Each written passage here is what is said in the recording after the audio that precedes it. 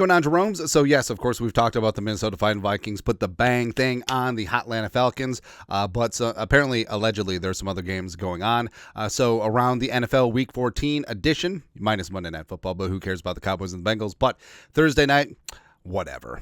All right, so the Lions, Dan Campbell going for it on fourth down. Oh, look at him. Blah, blah, blah, blah. Whatever. Behind all the bluster and all the bravado, the Lions are in trouble, man. And also the Packers are too. Packers have only beat one team with a winning record. No big deal. The most fraudulent 9-4 team in NFL history.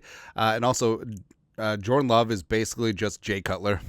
He's like more mobile Jay Cutler, right? Just all the interceptions will kill you. And the Packers defense has disintegrated. And the Lions, hey, Sonic Knuckles, I know. Jared Goff, he completed like 12 passes in a row. Congratulations. Their defense could not stop a cold. The defense can't stop anything, man. So, hey, you got to play good defense in the postseason. You have to have a talisman quarterback, and the Lions, frankly, don't have either. So, it's okay. Hey, Lions going to get spanked by a pissed-off Bills team on Sunday, and it's going to be glorious. And the Vikings going to beat the Bears' ass on Monday night.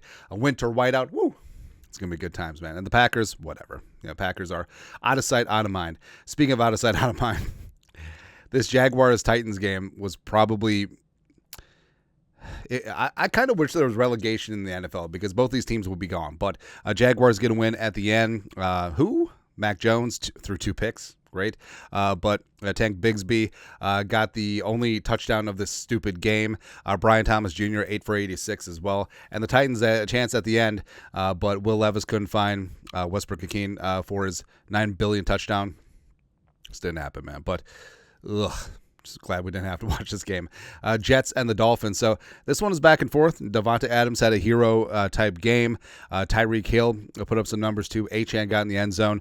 Tua was all over the place as well. And also, hey, this was supposed to be the Braylon Allen bust-out game, according to all the fantasy experts, but turned into the Isaiah Davis, go Jackrabbits, game. It's the guy I liked in the draft, too. I don't know why the Jets drafted Allen and Isaiah Davis, but... yeah, whatever. But the Dolphins win in overtime. Jonnu Smith, the absolute hero. All right, so the Dolphins keep their playoff hopes alive. The Jets are officially eliminated, which this is sort of what they get for. And also, how do you feel if you're a Jets fan? You see Slinging Sam Darnold playing the best ball of his career, playing at an MVP adjacent level, threw 5 touchdowns on the day that your old ass, broke ass quarterback basically just knocked you out of the playoffs. It's rough. It's rough, man. Vikings and the Falcons, we talked about ad nauseum, but stunning days by Darnold, Jefferson, Addison, season highs, career highs, franchise records broken all over the place. Defense, got to be able to stop the run. I mean, Bijan Robinson going off for 22-92 and a touchdown. Mooney was ridiculous. So stupid. But, yeah, the Vikings, you got to feel good. 11-2, we are a freaking wagon. Absolutely. Also, a wagon is the Giants gunning for that number 1 overall pick. So there's a third down spot where Drew Lock could have easily run for the first down, but he literally just ran into a defender. I don't want to say that the Giants are officially tanking, but yeah, no.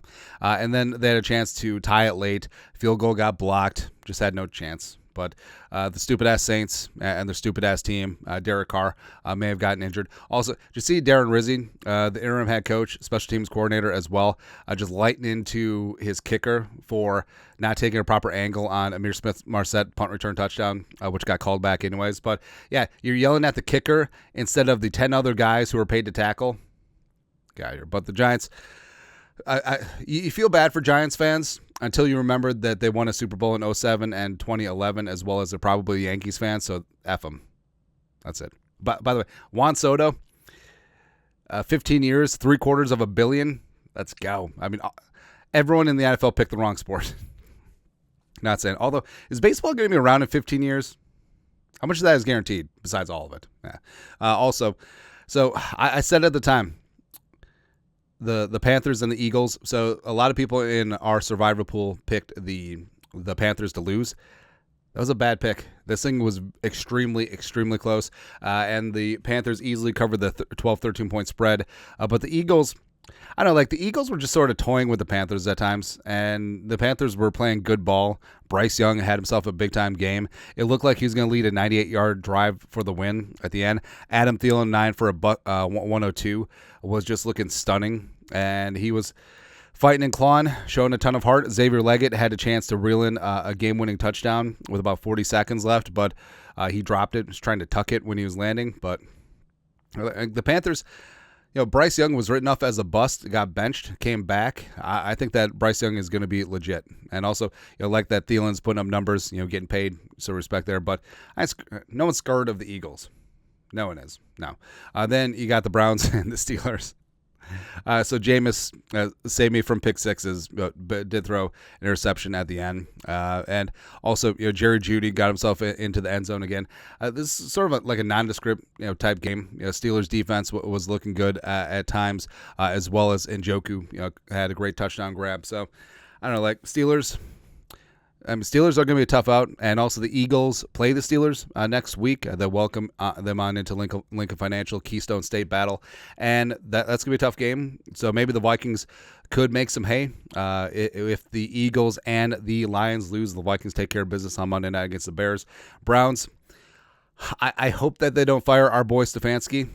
He doesn't deserve that, but... we'll see. Also, Andrew Berry, former boss of Kwesi Adofo-Mensah, mentor, he may be out of a job as well. Although, did they both just sign extensions?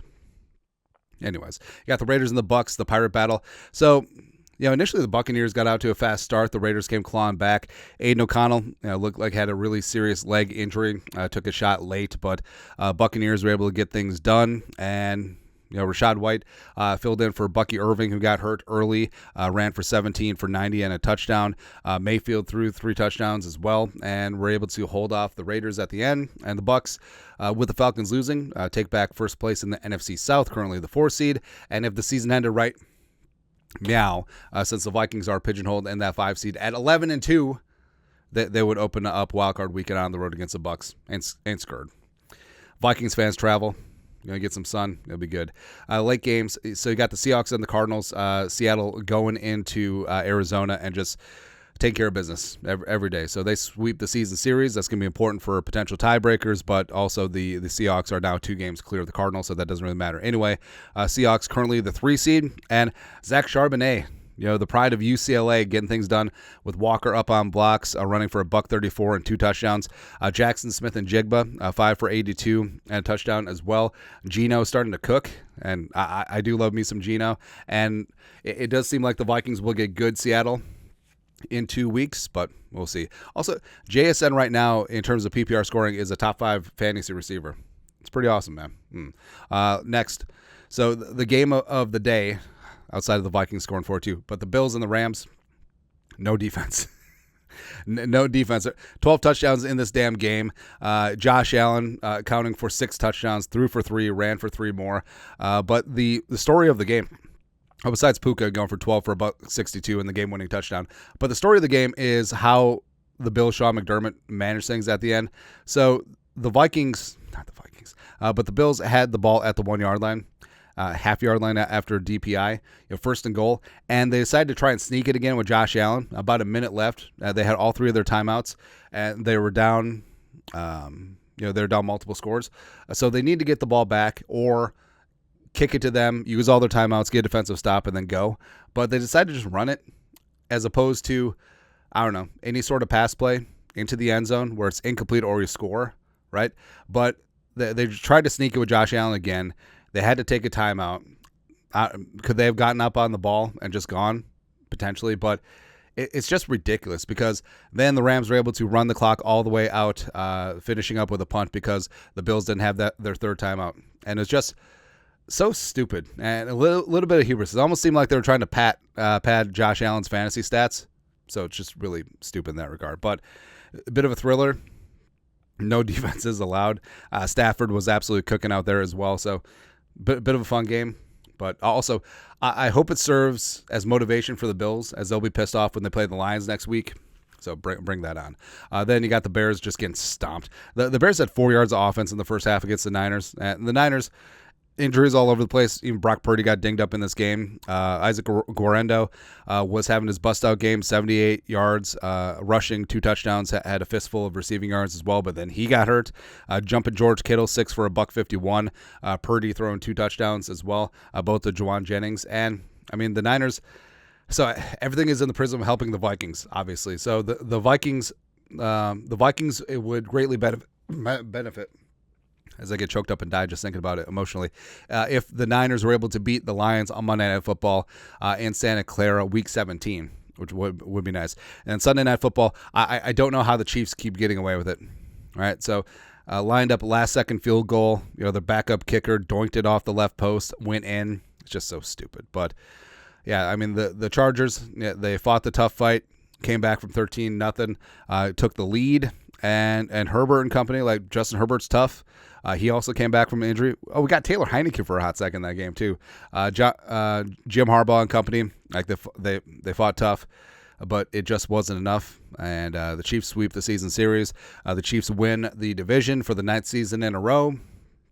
But whatever.